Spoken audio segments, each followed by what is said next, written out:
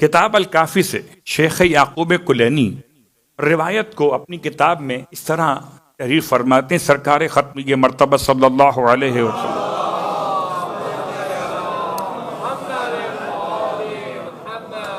ارشاد فرماتے ہیں کہ اللہ کے رسول نے ارشاد فرمایا کہ جو شخص بھی اپنی زبان سے ایک مرتبہ سبحان اللہ کہتا ہے، غرس لہ فی الجنت شجرتن، جنت میں اس کا ایک درخت خدا لگا دیتا ہے۔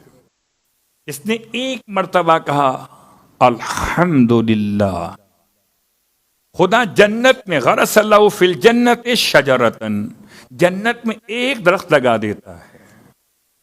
ومن قال، اور جو کہے ایک مرتبہ لا الہ الا اللہ، غرس لہ فی الجنت شجرتن۔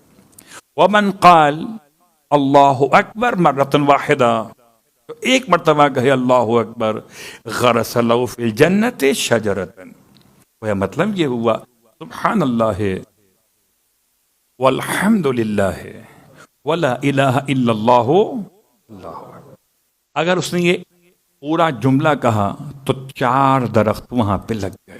اور اگر یہ جملہ اس نے، اب آپ جتنے بیٹھے بتائیں مجھے، آپ نے ظہر، عصر، مغرب، عشاء، ظہر میں 2 رکعت، عصر میں 2 رکعت، مغرب میں 1 رکعت اور عشاء میں 2 رکعت، کتنی ہو گئی؟ 7۔ 17 رکعات میں سے 7 رکعات کی حالت قیام میں اگر آپ ہر رکعت میں 3 دفعہ کہتے ہو سبحان اللہ والحمد للہ ولا الہ الا اللہ اللہ اکبر، تو 7 رکعات کا مطلب 3 اس کو ملٹیپلائی کریں تو 21 تو ہو جائیں گے۔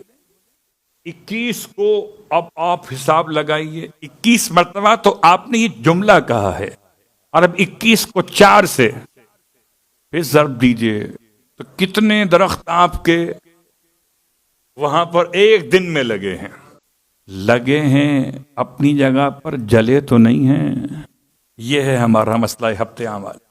اللہ کے رسول کی خدمت میں کھڑا ہو گیا ایک شخص قریش میں سے، جب پیغمبر نے یہ ارشاد فرمایا تو قریش کا ایک شخص کھڑا ہو گیا پیغمبر کی بارگاہ میں، یا رسول اللہ، تو اب تو ہمارے بہت سارے درخت لگ گئے ہوں گے۔ آپ فرماتے ہاں بالکل، اگر تم نے یہاں سے ان درختوں کو جلانے کے لیے آگ نہ بھیجی ہو، اگر تم یہاں سے گناہوں کی شکل میں، غیبتوں کے عنوان میں، تہمتوں کے الزام میں، فحش کلامی کے عنوان میں، کسی بھی گناہ کے حوالے سے اگر تم نے وہاں پر آگ بھیج دی تو جیسے لگتے ہیں ویسے جلتے بھی ہیں۔ اگر جلے نہ ہو، اب یہ جلنا ہفتے اعمال ہو گیا۔ جو درخت لگائے تھے وہ اعمال تھے، وہ حسنات تھے، اور چونکہ میں نے گناہ کیے تو میرے اعمال کیا ہو گئے؟ ضائع ہو گئے۔ اس ضائع کیے جانے کو کہتے ہیں ہفتے اعمال۔ اب بتائیے عدل کے مطابق ہے یا خلاف؟ اگر میں اپنے ہاتھوں سے اپنے ہی باغ کو آگ لگاؤں تو الزام خدا پر آئے گا یا خودی پر؟ اور جب خودی پر آئے گا تو پھر خدا سے اس کا کیا تعلق ہے؟ اس کا مطلب یہ ہوا کہ یہ عین عدل الہی ہے کہ اگر وہ لگاتا بھی تمہارے عمل سے تھا تو تم نے جلایا بھی تو اپنے ہی عمل سے ہے۔ اس میں ہفتے اعمال میں خدا پہ کوئی الزام نہیں۔ یہ ہے عقیدہ مکتب آل محمد علیہ الصلوۃ والسلام۔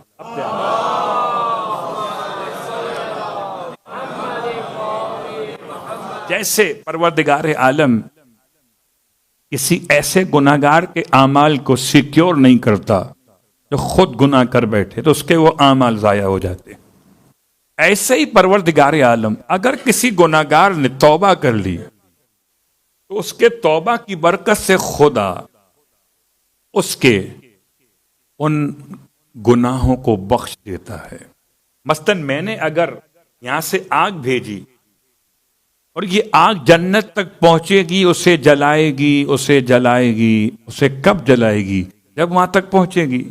اگر میں اس آگ کے وہاں تک پہنچنے سے پہلے ہی فائر آگ کو بجھانے کے ذرائع استعمال کروں، درود آل محمد پڑھوں، توبہ استغفار کروں، آگ راستے میں مر جائے گی۔ جب آگ راستے میں مر جائے گی تو وہاں میرے درخت محفوظ رہیں گے۔ یہ تکفیر سیئات ہے۔ ایک اور آیت آپ کی خدمت میں، وہ آیت کون سی؟ جب پروردگار عالم نے یہ ارشاد فرمایا، اور اس آیت کا حوالہ آپ کی خدمت میں سورہ فرقان کی آیت نمبر 70 کے اعتبار سے صرف اتنا بیان کر دوں۔ اس آیت میں خدا نے ارشاد فرمایا کہ پروردگار وہ ہے کہ جو بدل دیتا ہے سیئات کو حسنات سے۔ میں آیت نہیں پڑھ رہا جان بوجھ کے کہ وقت مختصر میں بات کو وہاں تک پہنچا دوں۔ خدا کیسے بدلتا ہے؟ دعائے کمیل تو ہم پڑھتے ہیں، اور دعائے کمیل خالی شب جمعہ کے ہی ساتھ نہ رکھیں، جب موقع ملے تب پڑھیں، جب علی یاد آئے تب پڑھیں۔ اس میں امام نے فرمایا 3 جملے: الہی لا اجد لذنوبی غافرا ولا لقبائحی ساترا ولا لشیء من عملی القبیح بالحسن مبدلا غیرک۔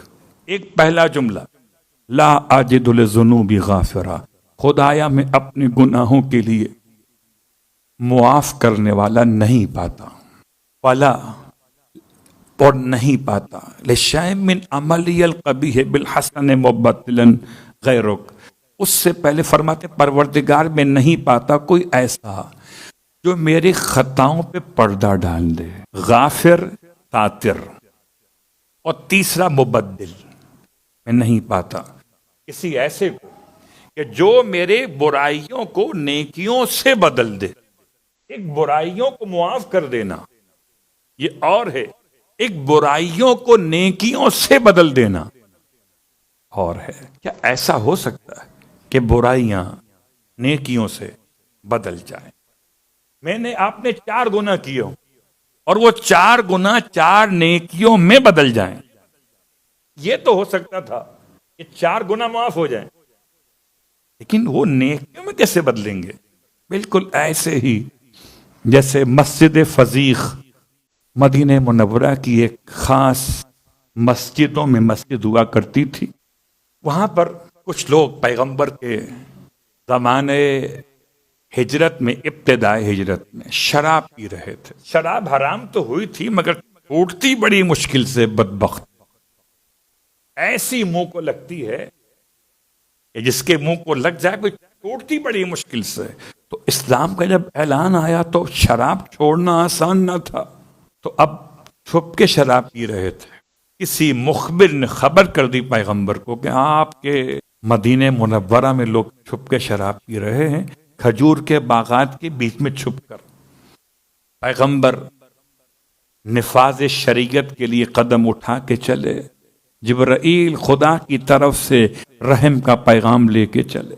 کہاں جلال محمد، کہاں رحم پروردگار۔ پیغمبر جلال کے ساتھ چلے کہ شریعت کو نافذ کیا جائے۔ وہاں پر ہوا کیا؟ خدا کو رحم کیوں آیا؟ اس لیے رحم آیا کہ جیسے ہی انہیں کسی نے خبر کر دی، اگر یہاں سے کوئی وہاں مخبر گیا، وہاں سے یہاں آ گیا۔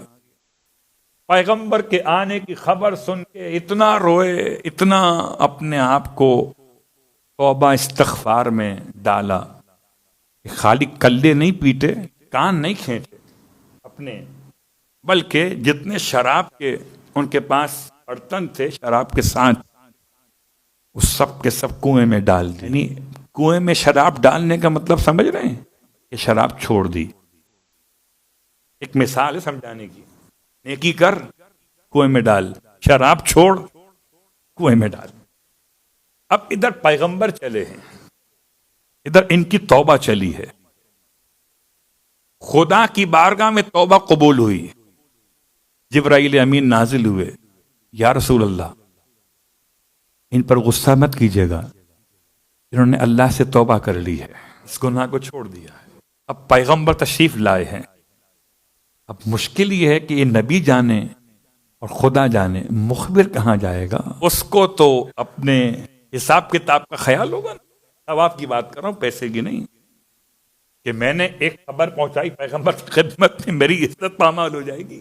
شراب نہیں پی رہے، تو اس نے پیغمبر کو لا کے ساتھ میں دکھانا چاہ کہ اپنی شراب نے چھپائی ہوگی یہاں پر، کہاں ہے شراب؟ جیسے ہی کنویں کا اوپر کور ہٹایا، اندر برتن تو موجود، برتن میں لکوڈ موجود تھا، لیکن خدا نے لکوڈ کو سرکے میں تبدیل کر دیا۔ اب یہ سمجھیے سرکہ پی رہے تھے، شراب نہیں۔ سرکہ پینا اور ہے، شراب پینا اور ہے۔ خدا کیسے نیکیوں میں تبدیل کر دیتا ہے سیئات کو۔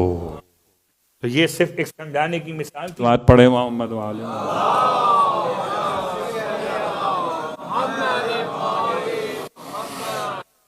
تو آج کی حد تک بات کو روک دیا، اور اب روزانہ آپ انتظار کرتے ہیں ایک آیت کا۔ آیت الیوم میں آج 2 آیتیں ہیں، آیت نمبر 19 اور 20 سورہ الحجر یا سورۃ الحجر، بعض اس کو حجر پڑھتے ہیں، بعض اس کو حجر پڑھتے ہیں۔ بہرحال یہ سورہ آپ کے علم میں 15 نمبر کا سورہ ہے، اس کی 2 آیتیں 19 اور 20۔ والارض مددناها وَأَلْقَيْنَا فِيهَا رَوَاسِيَ وَأَنبَتْنَا فِيهَا مِنْ كُلِّ شَيْءٍ مَوْزُونٍ وَجَعَلْنَا لَكُمْ فِيهَا مَعَائِشَ وَمَن لَّسْتُمْ لَهُ بِرَازِقِينَ۔ میں ان دونوں آیتوں کو قرآن سے دیکھ کے اس لیے پڑھ رہا ہوں کہ نمبر بھی آپ تک صحیح پہنچے اور الفاظ بھی صحیح پہنچے۔ ترجمہ آپ کی خدمت میں عرض کر دیتا ہوں۔ وَالْأَرْضَ مَدَدْنَاهَا، اور ہم نے زمین کو ایسے آراستہ کیا، ہم نے زمین کو ایسے کھینچ کے بچھایا۔ یوں سمجھ لیجئے، آپ کو یاد ہے مدد عربی کا لفظ ہے، اردو کا نہیں ہے۔ وَالْأَرْضَ مَدَدْنَاهَا، اور ہم نے زمین کو ایسے کھینچ کے رکھا کہ وَأَلْقَيْنَا فِيهَا رَوَاسِيَ، اس میں نہریں بہائی ہم نے، ایسے اس کو بنایا تھا کہ اس میں نہریں بہائی۔